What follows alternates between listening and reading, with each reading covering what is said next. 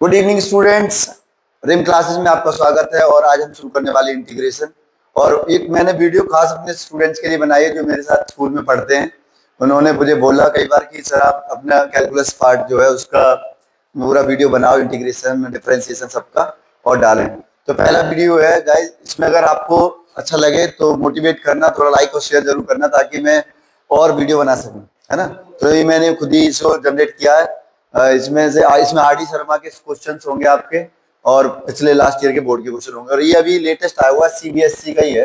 देखिए integrals topics जो cover होंगे 25 और 26 के लिए, तो वो integration and inverse process of differentiation. Inverse कह लो, रिवर्स कह लो, मतलब कहने का ये है जो डिफरेंशिएशन के फॉर्मूले आपको याद हैं उनका अगर रिवर्स कर दें तो वो इंटीग्रेशन हो जाएगा। जैसे मान लो आपका कहने का मतलब ये है कि मैंने कहा d over d x of x square equal to 2x है।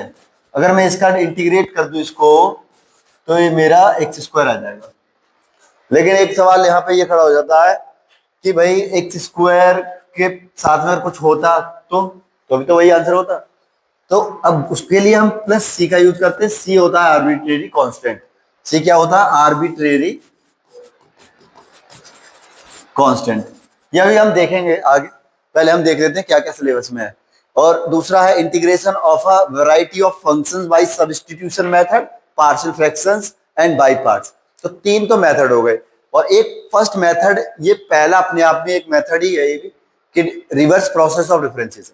ठीक है, जितने फॉर्मूले याद होंगे रिवर्स प्रोसेस से आप सॉल्व कर पाएंगे आंसर। और ये हो गए आपके तीन अलग। सब्स्टिट्यूशन मेथड कैसे यूज होगा, पार्शियल फ्रैक्शंस कैसे होंगे, पार्ट्स बाय पार्ट्स कैसे यूज होगा। ठीक है, उसके बाद कुछ इंपॉर्टेंट जो फंक्शंस एग्जैक्ट जैसे दिखने वाले, इस तरह का दिखने वाला फंक्शन आ गया मान लो इंटीग्रेशन में, तो ये होते हैं evaluation of simple integrals of the following types and problem based on them. ये कुछ टाइप दिए हुए हैं, ये वाला हो गया, एक ये हो गया। ये कैसे इनके क्वेश्चन सॉल्व किए जाते हैं, है ना, इनका एक प्रोसेस होता है, वो भी मैं बताऊंगा।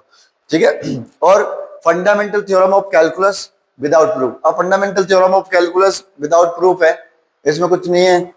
इसमें कैसे डेवलप हुआ था इंटीग्रेशन, क्या है, सम कैसे कर, समेशन है एक तरह का। तो अभी ये एरिया कैसे निकालते हैं, एरिया के लिए यूज होता था ये।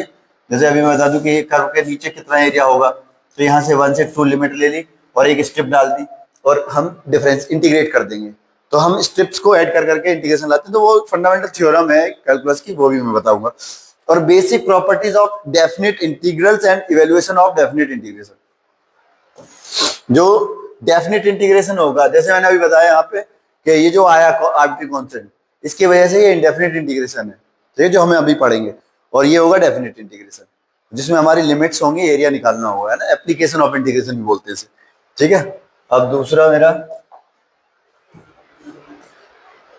अब देखो इंटीग्रेशन का यूज कहाँ कहाँ होता है। इंटीग्रेशन का आप देख सकते हैं, there are many applications of integration in the field such as physics, engineering, business, economics etcetera. मतलब बहुत जगह इसका यूज होता है।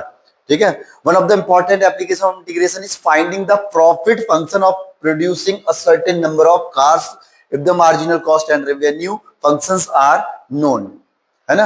मतलब जैसे कंपनियां, बड़ी बड़ी कंपनियां बैठी हुई हैं, तो वहां पे इसका यूज होता है इंटीग्रेशन का बड़े लेवल पे जाके, कि भाई कैसे हम इसका रेवेन्यू मतलब ज्यादा से ज्यादा कर सकें। तो उसमें फंक्शंस बनाए जाते हैं, उनको इंटीग्रेट किया जाता है, तब जाके हम रेवेन्यू ज्यादा आए और मतलब वैल्यू कम लगे, मतलब पैसा कुछ जो लगा रहे हैं वो कम लगे, और कैसे हम प्रॉफिट ज्यादा कमा सके, उसमें यूज होता है इन चीजों का। ठीक है, तो पॉइंट्स टू रिमेंबर, इसमें पॉइंट्स क्या है कुछ रिमेंबर करने के। इंटीग्रेशन और anti derivative is the reverse process of differentiation, जैसे मैंने अभी बता चुका हूं आपको, है ना। तो मान लीजिए कोई फंक्शन है, जैसे मान लो कोई भी फंक्शन है ये, ठीक है, कोई फंक्शन है एफ एक्स, और उसको डिफरेंशिएट करा, स्मॉल एफ एक्स आ गया, तो हम इसको कैसे लिखेंगे कि स्मॉल एफ एक्स का अगर हम इंटीग्रेट करेंगे तो कैपिटल एफ एक्स आ जाएगा, वापस वही फंक्शन जिसका हमने डिफरेंशिएशन किया। तो रिवर्स प्रोसेस ऑफ प्लस सी यहाँ पे क्या है, आर्बिट्रेरी कांस्टेंट। अभी मैं बता रहा हूँ कांस्टेंट, क्योंकि ये वैल्यू फिक्स नहीं है। ठीक है, हम इसे सिंपल कांस्टेंट नहीं कह सकते इसे, क्योंकि ये हम 5 हो सकता है, 6 हो सकता है, 7 हो सकती है, कुछ भी हो सकता है, इसलिए ये आर्बिट्रेरी कांस्टेंट है। These integrals are called indefinite integrals and C is called constant of integration. इसे constant of integration भी कहते हैं। वैसे नॉर्मली इसे आर्बिट्रेरी कांस्टेंट ही बोलते हैं इंटीग्रेशन में, लेकिन आप इसे constant of integration भी कह सकते हैं।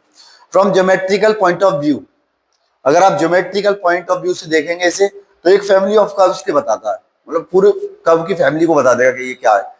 देखिए यहाँ पे an indefinite integral is the collection of family of curves each of which is obtained by translating one of them curves parallel to itself upwards or downwards along y axis। मतलब integration क्या होता था, एक family of curve बताता।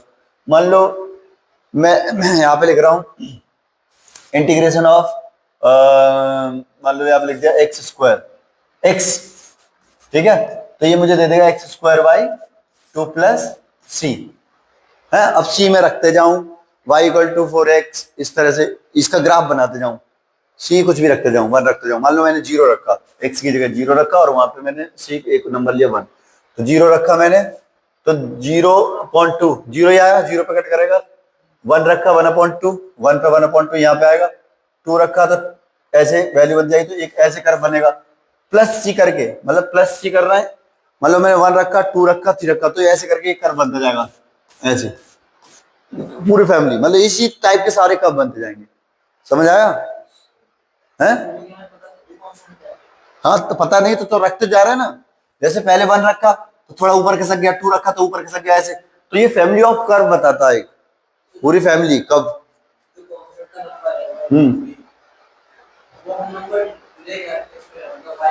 हाँ y x, इसके देखो y की वैल्यू देखो, y ये तो एक y हो गया ना, y equal to x square plus मान लो c लिखा है, ऐसा आ गया आंसर। अब मान लो मैं यहाँ पे लिख रहा हूँ y equal to x square plus 0, x square plus 1, x square plus 2, मतलब मेरा कहने वाला c में आप 1 2 3 4 कुछ भी रखो तो मेरा ग्राफ आता जाएगा। देखो अब जो मेरे y की वैल्यू इस पर डिपेंड करती जाएगी ना, देखो ये 1 अगर मैं y equal to x square ऐसे होता तो इक्वल टू ऐसे बन रहा मान लो ग्राफ है, तो अब +1 है तो +1 पे थोड़ा ऊपर बन जाएगा, ऐसे 2 है तो ऐसे बन जाएगा। कितना ग्राफ इसमें नहीं आएगा, हमारे सिलेबस में ग्राफ आएगा नहीं जाता। बस ये एक बताने के लिए आपको कि इंटीग्रेशन क्या बता रहा है। इंटीग्रेशन बताता है, कोई आपसे पूछ भी ले कि what is integration according geometrically, it shows the family of curves, मतलब पैराबोला है तो पैराबोला ही पैराबोला होंगे, है ना, that will tell you family of curve. देखो अब यहाँ पे कुछ स्टैंडर्ड फॉर्मूले हैं, तो पहला फॉर्मूला देखो ये रहा, x to the power n, x to the power n का क्या होगा formula, x to n plus 1 upon n plus 1 plus c, n is not equal dx क्या होगा ln log e log, एक लिखा हुआ है integration of x to the power n dx equal to x to the power n plus 1 upon n plus 1 plus c, और एक formula और है यहाँ पे integration of 1 upon x d x, ये क्या होगा log base e mod x को लेते हैं यहाँ पे प्लस सी, मॉड एक्स इसलिए लेते हैं क्योंकि लॉग अपने पास कभी निगेटिव वैल्यू नहीं रखता, तो हमेशा निगेटिव यहाँ पे कभी नहीं होगा, यहाँ पॉजिटिव, इसलिए मॉड एक्स लेते हैं। ठीक है, तो ये 2 फॉर्मूले लिखे हुए हैं। अब यही फॉर्मूला यहाँ पे देखो, जो ये एक्स टू एन का, ये इसके लिए भी वैलिड है। किसके लिए, अगर यहाँ अगर लीनियर फंक्शन अंदर ए एक्स की पावर 1 तो ये वैलिड है, लेकिन 2 हो गया तो नहीं वैलिड। ठीक है, तो A x plus B to the power N same रहेगा, ऊपर नीचे +1 -1 है ना, +1 प्लस सी।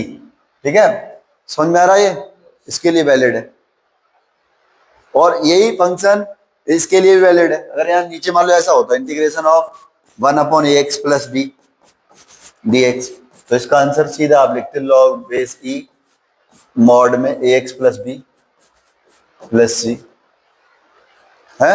लेकिन यहाँ पे देखो 1 अपॉन ए क्यों लगा दिया, क्योंकि अब जब हम इसका इंटीग्रेट करेंगे तो हमारा एक प्रोसेस और है, इसमें हम इसको उठा के इसको डिफरेंशिएट करेंगे, जो बचेगा उससे डिवाइड करेंगे। ठीक है, तो इसको डिफरेंशिएट करोगे तो क्या आएगा, ए आएगा, इसका तो 0 हो गया, इसका ए, तो 1 अपॉन ए करेंगे। ठीक है, ध्यान रखना, बस इसमें इतना ही करते हैं एक्स्ट्रा। ऐसे ही इसमें भी करते हैं, अगर ए एक्स प्लस बी लिखा होता है यहाँ पे, मान लो एक्स प्लस बी की पावर एन है, तो हम इसको ऐसे करेंगे ना, तो यहाँ भी हमने किया तो होगा इसका, तो ए की डिवाइड किया, देखो इसको भी हम डिफरेंशिएट करेंगे और जो बचा उससे डिवाइड करेंगे। ध्यान रखना इस बात को, ये क्वेश्चन सीधे होंगे। जैसे मान लो एक सवाल ले लेता हूँ, समझना, एक क्वेश्चन ले रहा हूं मैं, इंटीग्रेट करना है तुम्हें 5x प्लस 3 dx की पावर 2। ठीक है, तो सीधा सीधा आपको पता है फॉर्मूला ये x की तरह काम करेगा, x to the power n मानो, तो 5x प्लस 3 का पावर कितना हो गया, 3 अपॉन कितना हो गया, इसके पावर 3 अपॉन पावर 2 प्लस 1 3, है ना, और प्लस c। अब क्या करना है, अब इसको अंदर वाले को डिफरेंशिएट करना है, कितना है डिफरेंशिएशन, x का 1 5 हो गया और ये 0, तो 5 आया, उस 5 से नीचे डिवाइड कर देना, बस आंसर में ये करना, इसका डिफरेंशिएशन करना, उठाओ इसे डिफरेंशिएट करो, इसका डिफरेंशिएशन क्या हुआ, 5 हुआ ना, 5 हुआ ना अंदर वाले का, उसका डिवाइड लगाना है। हाँ तो आंसर क्या आया, 5x plus 3 whole cube upon 15। ये क्लियर हुआ, ये एक बार नोट कर लो, इस फॉर्मूले को समझ लो, इस फॉर्मूले की कहानी है।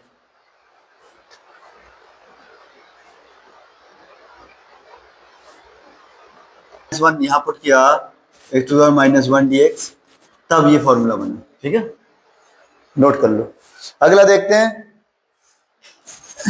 3, integration of sin x dx minus cos x plus c, cos x का sin x plus c, tan x का माइनस लॉग, बता चुका हूं minus log cos x plus c, और मैंने बताया था log sec x कैसे हुआ था, ठीक है। ये मैं तुम्हें सॉल्व करना सिखाऊंगा सब्स्टिट्यूशन मेथड से, इधर ध्यान दो, मैं ये सॉल्व करना सिखाऊंगा सब्स्टिट्यूशन मेथड आगे बताऊंगा, अभी के लिए फॉर्मूला नोट कर लो, ठीक है, ये भी नोट कर लो, cot x dx log of sin x plus c, ये भी सब्स्टिट्यूशन मेथड से होगा। ये देखो, ये तो तुम्हारा डायरेक्ट इंटीग्रेशन, ये डिफरेंशिएशन किसका है, ये किसका डिफरेंशिएशन है, sec स्क्वायर x, हाँ tan x प्लस c हो गया इसका, हाँ बोलो, पूछना, हाँ पूछ लियो। अब सुन, ये किसका डिफरेंशिएशन है, cot x का, और ये sec x प्लस c, इसका cosec x plus cot x minus cosec x, ये मैं बता चुका हूं तुम्हें अभी, ठीक है। अब मैं आगे चलता हूं, अगला फॉर्मूला 11, sec x का, अब देखो यहाँ पे ये फॉर्मूले नोट कर लेना सारे, बहुत इंपॉर्टेंट फॉर्मूले हैं। sec x का integration log of sec x plus tan x plus c, ये भी हम इंपॉर्टेंट नहीं, ये आपको करनी करनी, e to the power x dx का e to the power x plus c as it is, a to the power x का जो तुम पूछ रहे थे ना वो वाला ये है, a to the power x log ये नीचे आ जाएगा, तो a to the power x का होगा, उसका नहीं, ठीक है, a to the power x का डायरेक्ट बोला गया, उसमें क्या होता था, a to the power log base ये होता था ना, यहाँ पे डिवाइड में चला जाएगा वो, a to the power x dx क्या हो गया, इसका ये फॉर्मूला है, इसको प्रूव करने के लिए फंडामेंटल थ्योरम ऑफ इंटीग्रेशन सीखनी पड़ेगी, उससे प्रूफ होते हैं, ये हट गए सिलेबस में वैसे हैं, ए कांस्टेंट नंबर है, जैसे 5 की पावर x आ जाए, जैसे इंटीग्रेशन आ गया 5 to the power x dx, तो आप यहाँ पे सीधा 5 की पावर x लिखोगे अपॉन लॉग बेस e और 5 प्लस c, सीधा फॉर्मूला। ना ना ना, वो ऊपर x का था, वो तो अलग बात है, वो तो कोई वेरिएबल है उसकी पावर है n, वो अलग फॉर्मूला, इसको समझना। हाँ, अब वहीं पे एक और नंबर आता है e to the power x, तीनों में कंफ्यूजन मत होना, e to the power x plus c और इसके पावर x पर n plus 1 upon n plus 1, इसका यूज यहाँ मत कर देना, इसमें मत कर देना,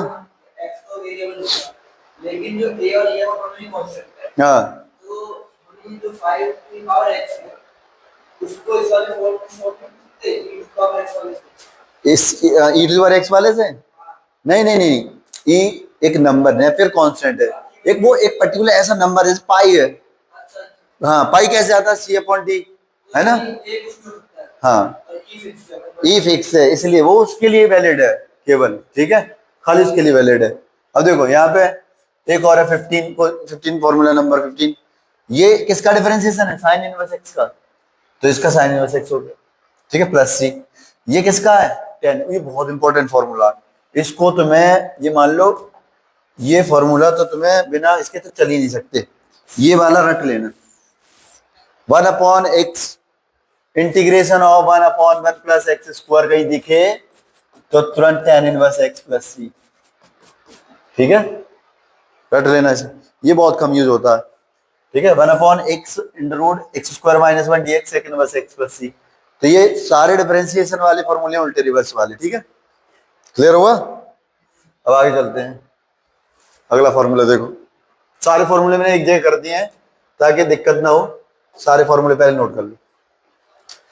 1/a² माइनस x²। देखो यहाँ पे पहले एक चीज समझ लो, ये 3 तरीके का होगा, ये 3 एक साथ याद करने और यही तीनों फिर अंडर रूट में आ जाएंगे।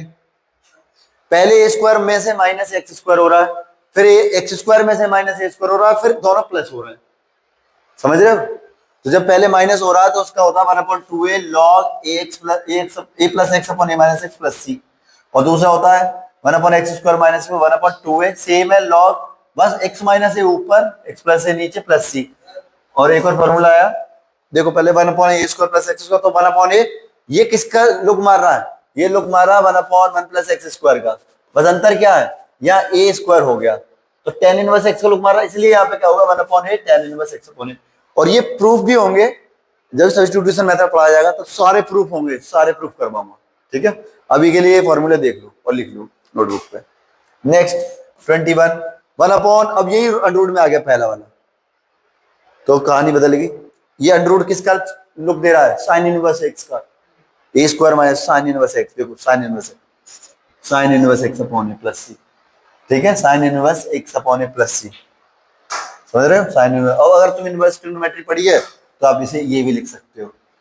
ठीक है, अब दूसरा देखो, अब दूसरा वाला अंडर रूट में आया, ये प्लस वाला डाल दिया, तो यहाँ पे इन दोनों में एक जैसी कंडीशन रहती है, लॉग लॉग आता है दोनों में, देखो लॉग एक्स प्लस जो कुछ है वो सेम, लॉग एक्स प्लस जो कुछ यहाँ है वो सेम।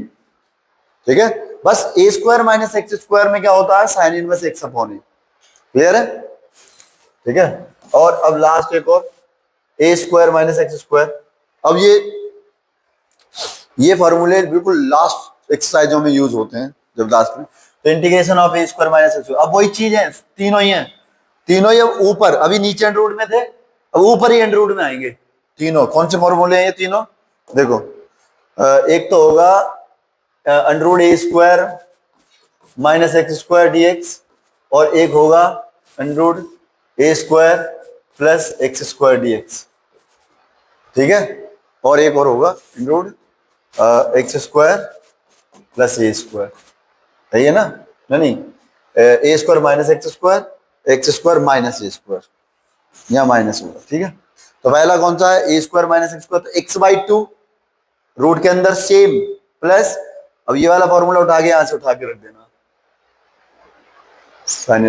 और a²/2 लगेगा, a²/2 सभी में आएगा, देखो तीनों में आएगा, कैसे, देखो तीनों में xy मतलब 24 integration under root a² minus x² dx equal to x/2 same, ये उठा के पुट करना a² माइनस x² और प्लस a²/2 सेम, और यहाँ क्या आ जाएगा, sine inverse x upon a plus c। आया समझ? अब देखो इसमें ये लेकिन ये तीनों, ये जो तीन आदमी हैं, ये और ये यही खेल खेल रहे हैं। एक बार ये बिना उसके आए 1/1 में, खाली बिना अंडर रूट के, एक बार 1/1 भी अंडर रूट के साथ आए, एक बार ये ऊपर ही आ गए अंडर रूट में। तो सबसे बड़े फॉर्मूले यही हैं। ये फॉर्मूला अगर आपको याद है तो जब आप वो करोगे ना एरिया अंडर द कर्व, तो वहां पे डायरेक्ट ये फॉर्मूला याद होगा, तो फॉर्मूला लगा करके सीधा एरिया निकल जाएगा, और नहीं याद होगा ना तो वहीं फंस जाओगे, मार्क्स चले जाएंगे, 7 नंबर उधर इधर से ही मिलेंगे। ठीक है, इसलिए इस पे थोड़ा सा विशेष ध्यान देना, ये फॉर्मूले रट्टे मारने कैसे भी करके लिख लो। चलो लिखो, यहाँ पे तुम केवल इतना, अगर तुमने ये मेरे हिसाब समझ लिया तो इसे भूलोगे नहीं पूरी जिंदगी। देखो इंटीग्रेशन ऑफ अंडर रूट के अंदर यही बातें कैसे होगी, एक तो हो गया x² प्लस a² लिख दो, या तो x² माइनस a² लिख दो, या फिर एक a² माइनस x² लिख दो। दिख रही है तीनों चीजें, ये तुम्हें इधर का याद हो गया ना तो उधर की कहानी याद हो गई। बस x/2 सब में लिखना है, x/2 सब में, देखो x/2 सब में, और क्या है सब में, a²/2 सब में, a²/2 सब में, a²/2 हर एक में लिखा जाएगा। ठीक है, अब as it is copy x, ये वाले x² plus a² as it is, ये वाला under root x² minus a² as it is, ये वाला under root a² minus x² as it is, बस एक में माइनस है x² माइनस a² में। देखो एक्स स्क्वायर माइनस स्क्वायर, इसमें माइनस है, बाकी दोनों में प्लस है। ठीक है, एक्स स्क्वायर माइनस ए स्क्वायर में माइनस है, बाकी दोनों में प्लस है। और यहाँ पे देखो ढूंढो ए स्क्वायर माइनस एक्स स्क्वायर वाला फंडा कहाँ है, बोला ये, तो यहाँ पे लिखा जाएगा sine inverse X upon plus C, बस हो गया। बाकी के में क्या था, लॉग वाला, इसका जो फॉर्मूला था ना लॉग वाला, तो A square by 2 log as it is, ध्यान से देखना, एक्स प्लस जो यहाँ पे है वो सेम, ठीक है। और यहां पे बताओ लॉग देखो x प्लस अंडर रूट जो कुछ है वो यहां पे प्लस सी, ऐसे याद करना है, ठीक है, समझ गए, क्लियर है, ठीक है। अब आगे चलते हैं। अब यहां पे कुछ रूल्स हैं इसके इंटीग्रेशन के। मान लो कोई फंक्शन ऐड हो रहे हैं, 4-5 फंक्शन एक साथ ऐड हो रहे हैं, f1 है, तो सब पे इंटीग्रेशन लगेगा, सब अलग अलग इंटीग्रेट किए जाएंगे। ध्यान से देखो, integration of f1 dx, integration of ये, अगर एक पे इंटीग्रेशन लगा हुआ पूरे पे ब्रैकेट पे, सब पे अलग अलग इंटीग्रेशन जा सकता है, प्लस में या माइनस में, प्लस माइनस में। अगर मल्टीप्लाई में, अगर मान लो कोई कांस्टेंट नंबर मल्टीप्लाई हो रहा है, जैसे integration of 5x plus c 5x dx, तो 5 को साइड कर देगा, इंटीग्रेट ऑफ x dx लिखो, इसको इंटीग्रेट करोगे आप, ठीक है। e to the power x में कुछ मल्टीप्लाई हो रहा है, देखो अंदर अगर ऐसा रखा हुआ है, एक fx फंक्शन रखा है प्लस उसका डिफरेंशिएशन रखा हुआ है, समझ रहे हो, देखो फंक्शन रखा हुआ है, उसका डिफरेंशिएशन रखा हुआ। चलो हम कोई प्रैक्टिकल कर लेते हैं। मान लो मैं यहाँ पे एक फंक्शन ले लेता हूँ एक्स स्क्वायर, और प्लस यहाँ पे उसका डिफरेंशिएशन है 2x, और उसमें मल्टीप्लाई हो रहा है e की पावर x इंटीग्रेशन, तो आंसर क्या आने वाला, e to the power x into fx कौन सा, ये रहा एक्स स्क्वायर प्लस सी। समझ गए, डायरेक्ट आंसर के लिए एक नंबर में सवाल आता तो ये फॉर्मूला है, fx plus f dash x हो रहा है into e to the power x, तो डायरेक्ट ये लिख सकते हो आप। इसे सॉल्व करोगे आप तो मल्टीप्लाई करके फर्स्ट इंटू सेकंड लगता है, लेकिन यहाँ फॉर्मूला भी बता दिया, first into second by parts, 3 बताए ना, सब्स्टिट्यूशन मेथड, पार्शियल फ्रैक्शंस और बाय पार्ट्स, तो उसमें सिखाऊंगा मैं, ठीक है।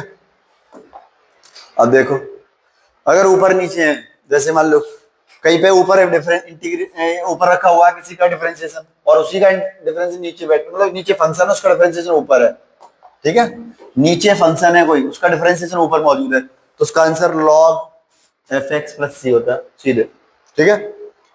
और इस तरह लिखा हुआ कहीं integration of fx to the power n, मतलब फंक्शन की पावर n है और f डैश x है, तो देखो फंक्शन की power n plus upon n plus 1 plus सी, नॉर्मल सिंपल सा भाई, ठीक है। f डैश x अपॉन इसके पावर n नीचे आ गई, तो fx उसके power minus n plus 1 plus C upon minus n, rule लिख सकते हो, ये फॉर्मूले नोट कर लो, ठीक है। जब हम क्वेश्चन करेंगे तो सिखाऊंगा ये सारे। अब इंटीग्रेशन बाय पार्ट्स का फॉर्मूला, सारे फॉर्मूले एक जगह है, नोट कर लो। Integration by parts, integration by parts, अगर एक फंक्शन fx दे रखा है,